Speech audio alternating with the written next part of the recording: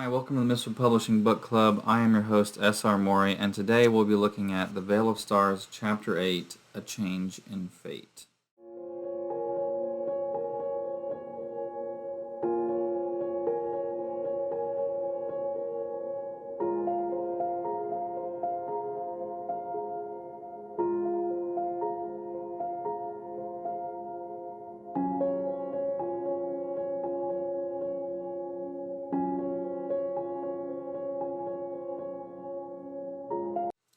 I thought I'd give an angle of the other side of the desk because, well, you get the full picture of everything, but just recently refound these here. They were hidden in storage and my wife was able to find them, so the office is finally coming together.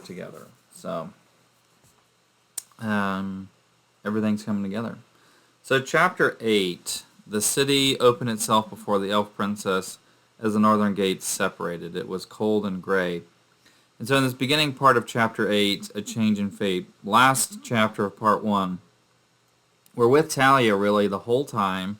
Talia and Ruth, they kind of show up in the battle. This is where the two storylines are really merging together, and you can kind of see that Talia is observing the aftermath of a battle, which I kind of like that perspective because you know what it was about, but Talia doesn't, and I just think it kind of gives an interesting perspective.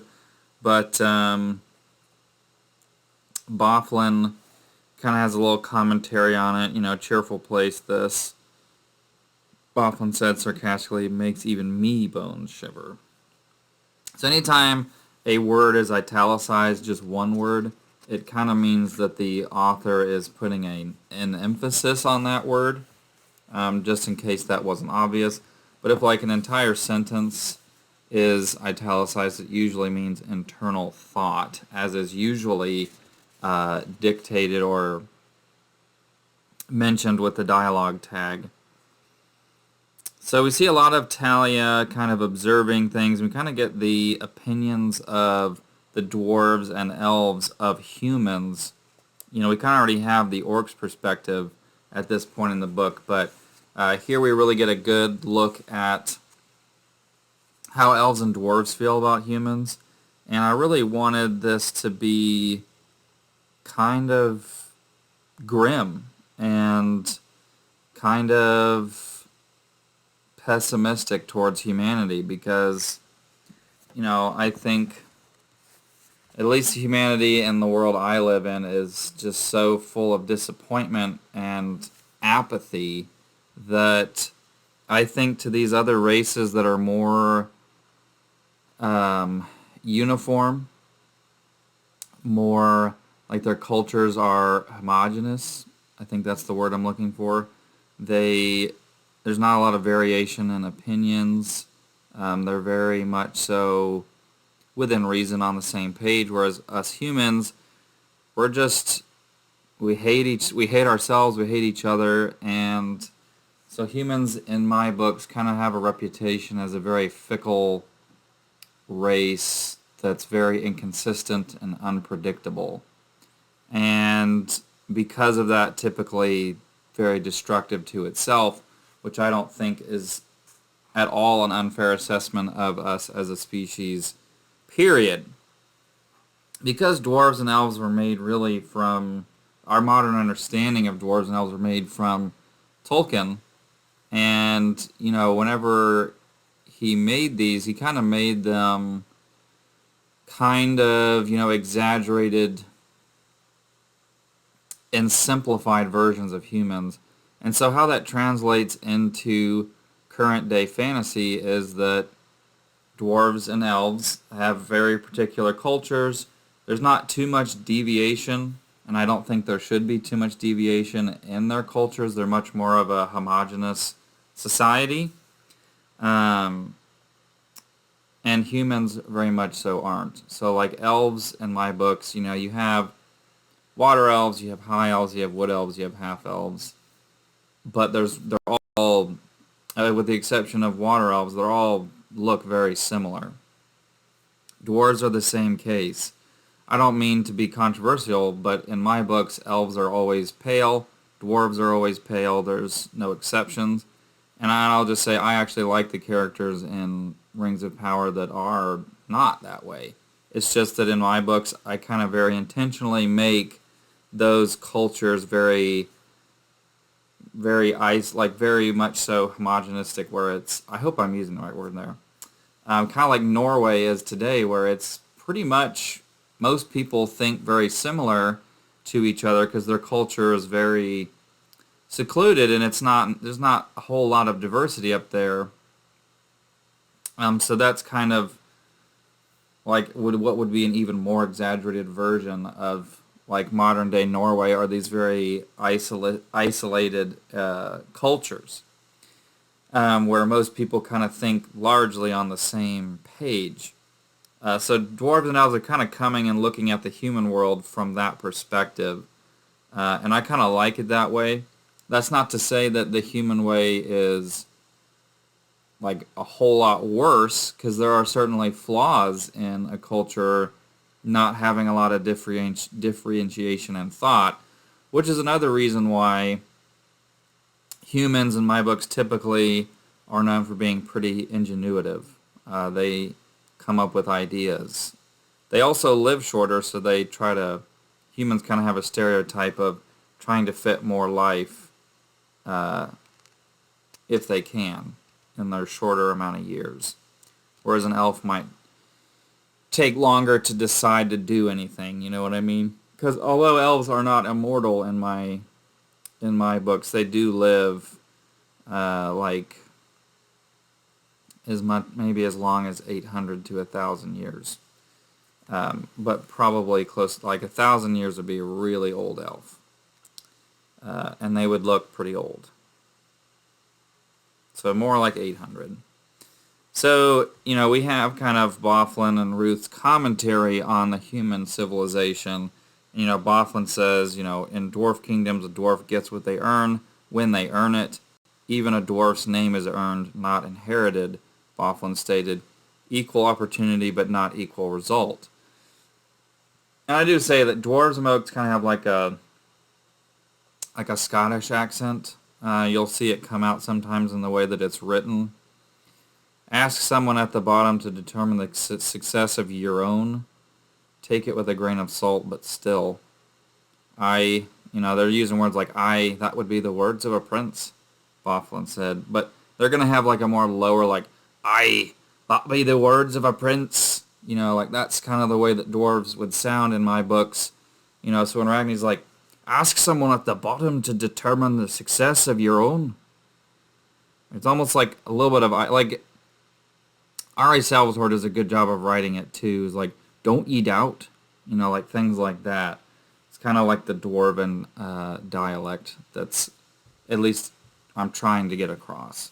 Whereas elves might be more like very sophisticated sounding, but not like I'm sounding right now, just like kind of like a normal person, but not with any particular accent. Except some elves. In the southern continent, some elves kind of have a Russian accent, which is a real pain to write, if I'm being honest. So we kind of get, they're talking to somebody, a guard, and you can kind of see the tension there, and how Bofflin and Ruth kind of meet common ground there, where, we don't agree on everything, but at least we can agree that humans suck, sort of a thing. And that's not to mean that they wouldn't, help a human in need, or that they hate them. It's just that dwarves and elves, as most races in our world, they typically think that other races are not as good as them. I've come to, the more I get older, the more I realize that every race may not say it, but they do think that they are better than the other races. Obviously, that's not true for everybody. I don't think that, but I have noticed that especially in a lot of other countries that are more singular in race, I find that to be true. But anyway, so we kind of see them walking through. They're kind of discussing the religion and different things going on there in town that they're witnessing. And then Ruth and Talia, separated from the rest, they stumble upon essentially, Narbad and Hale and Saba's punishment, the punishment of the orcs, since Hale was kind of the leader of the group, this movement, and so is Narbad. They kind of are the sacrificial lamb that, among other orcs that are not named, that get really the punishment. They're the ones that are made the example out of. So Talia obviously has a very strong reaction to this, and because she's never witnessed anything like this before, because elves don't do this sort of thing. And, execution for the sake of entertainment. And Ruth, she tries to look away, and Ruth is like, don't look away. Like, you do them disservice by doing that. So he says, you need to see this, sister, Ruth said. This is the way of the other races. Maybe now you'll understand my distrust in them. This is the world of men. It's just kind of this barbarism. And that is a critique of humanity. All throughout our history, we always have, including myself, we always so entertained with basically hyper-violent content. Now, we are better than we were in the ancient and medieval times, because at least now our entertainment is not real people getting butchered. It's just a movie, right? Or a book. So I'm not at all saying that you reading this book or you watching a hyper-violent show is the same thing. It's not at all. But we as a species, including myself, obviously I wrote this book, we do get kind of a weird pleasure out of violence and gore. So it is kind of just an observation about, the human condition. And we also get to hear, probably not for the first time, we get to hear the slang word for orcs. Orcs are called toads as slang. Because, frogs are green. I know frogs and toads aren't the same, but toad sounds more offensive. Toads typically have a more negative context to them over frogs. So, and I feel like toads can be green, but I'm not sure on that. But at any rate, orcs are called toads because of they're less attractive than the other races, and they have a greenish hue. And so that's like the slang term. That's like essentially like the N-word for orcs, as you call them a toad. It's meant to be extremely demeaning and offensive to an orc. So, Talia's kind of just observing this as it's happening, as, Narbad watches his mother be burned alive and also flayed alive before being burned alive. And so it's truly horrifying, and I really wanted this chapter to showcase that Fostra really is a very dark world that is very much so in need of redemption. So hopefully I was able to convey that. I know that it's very, very disturbing and violent, maybe to some readers especially, and it's not meant to, I'm not trying to glorify it. I'm trying to kind of just point out an unfortunate reality of us as a species. And anyway, the punishment the Noctvorians come up for Narbad himself is, after watching his mother be executed and his father imprisoned, they're going to sell Narbad because he's too dangerous to keep in Noctvor prison. They don't think the prison would even be able to hold him. But, they think it's a more torturous end for Narbad to continue living, having seen what just happened to his mother. And they can make some profit off of selling him. So they sell Narbad, and Ruth purchases him, kind of using the human's ignorance about elven gold to profit. He essentially buys Narbad for much less than Narbad would be worth because humans think that elven gold is so much more valuable. So Ruth gives him the coins, but humans ignorantly treasured elven gold more valuable, even though it was much less than the asking price. They believed there was magic in elven gold. Ruth chuckled to himself, but it did not last long. Humans were stirring since the show was apparently over. Ruth's new slave was struck by a fist, knocking him to the freezing mud. Several of those gathered began to kick him. "If one of you fools kills my property, you will answer to the king of Grendel and all his armies," Ruth threatened. He revealed his station by removing his cloak, showing off his bronze gold scale tunic and crimson gambeson. Ruth looked like a king then, his wealth obvious. He produced his cloth of station, so a piece of fabric that he carries that kind of proves that he is who he says he is. It was a crimson silk sheet with a golden lion and 5 stars. "Your pitiful village will be razed to the ground and your heads placed upon pikes." Anyway,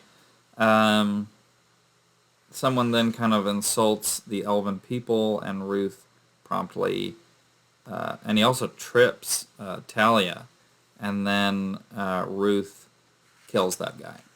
And he's like, "You dare assault the daughter of King Tillenwil," and then he kills him. And he's like, "Anyone else?" Obviously no one challenges him, and they leave. And this is Talia's first meeting of Narbad, and she hears him say, "I will avenge you, mother. I won't forget you, father." And at this point, it is worth noting that Narbad doesn't really do much to help Talia, because at this point, he's absolutely broken, completely and utterly.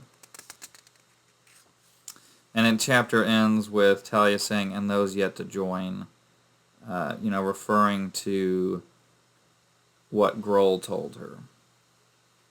So then we have the journal entry of Part 2 to introduce Part 2, which I think is the longest of the 3 parts. And it's basically Narbad mourning his mother, mourning the death of his mother. We hear the famous orc saying, "Such is the voice of the river beneath the cobblestone bridge in winter." I'll have to tell you guys how that saying originated, but I think we're probably going too long at this point, so I'll probably save it. For another video. Narbad's essentially broken. He sees what happened as completely his fault, and it's not entirely unfair. A lot of it is his fault, and so he blames himself a lot. He kind of renounces his faith in God, and I think that that's very real. If we were to go through what he just went through, we would probably be in a pretty similar situation.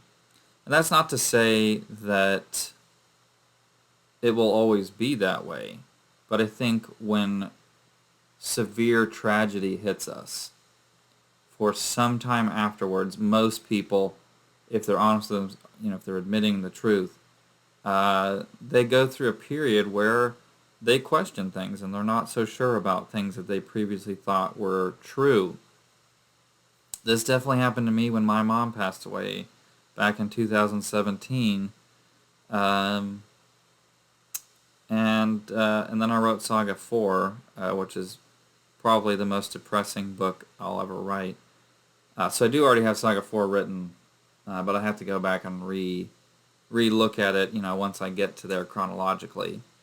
But anyway, it is kind of, I did tap back into my feelings after that of, you feel betrayed and you're left wondering why. And there really is no answer to that question. And that's kind of where we leave off with Part 2 beginning.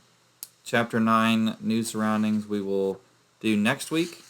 A lot happens here. A lot of traveling, but also a lot of character development. I know the dwarves in particular kind of make or try to make a bond with Narbad. And so you're also given quite a bit of character development for all of these side characters that we have but haven't really gotten to know yet.